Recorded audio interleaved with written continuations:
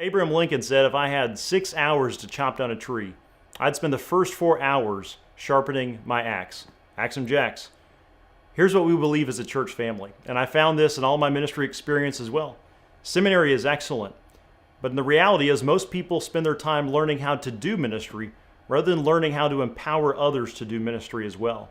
We're called as pastors to be people that are equippers of ministry. So what we develop in this servant leadership training is an intentional year-long process broken down into 3 semesters, one focusing on the story of through the Bible. How do I understand the Bible consistently and the story threaded throughout of it? Secondly, biblical theology. And third, practical leadership ministry skills as servant leaders. This is a ministry that we believe in, a training that will sharpen all the rest of our church ministries, present and future, from small groups to practical ministry avenues. Please pray about how you might consider being involved this semester. So I came to Christ when I was 19. I was a student at SFA, and I'd grown up in the church, but it was a tradition that didn't emphasize a personal relationship with the Lord and didn't emphasize a personal knowledge of Scripture. And so I'd never really read the Bible until I got here, apart from just flipping it open and finding the random verse. And it was in college that I began to read the story of Jesus. I began to read the New Testament, and Jesus I couldn't shake him. He was compelling. And as I began to read the Bible more, there were things that were not as compelling. As I got into the Old Testament, I was confused. I got bored. And honestly, there was a lot of it that offended me. The Bible seemed like a smorgasbord of ancient weirdness to me. But as I got towards the end of college, I began to feel a conviction that I had just kind of neglected the Old Testament. And as I got into it, was just kind of overwhelmed with, how does this again connect to Jesus? I see God intense and judging in the Old Testament, and Jesus, in my perspective, was peaceful and loving, and began to just wonder, how does this all fit together? My wife and I, Amy and I, we picked up and we moved to Dallas.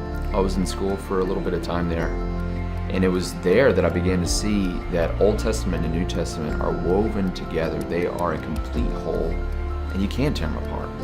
And if you do, you really lose Jesus himself.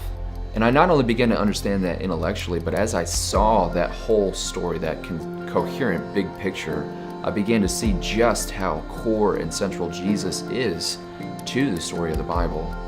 And as I began to see how Jesus was central to it, I began to see how I fit into the story. I had a role to play. That was just beautiful. It really did just change my life. I was rejoicing on the one hand, but then I felt an angst, because as I looked at the local church, I saw that so much of what I was getting in seminary was not being received in the local church. If I was going to be faithful, I had to be a part of bringing that to the body.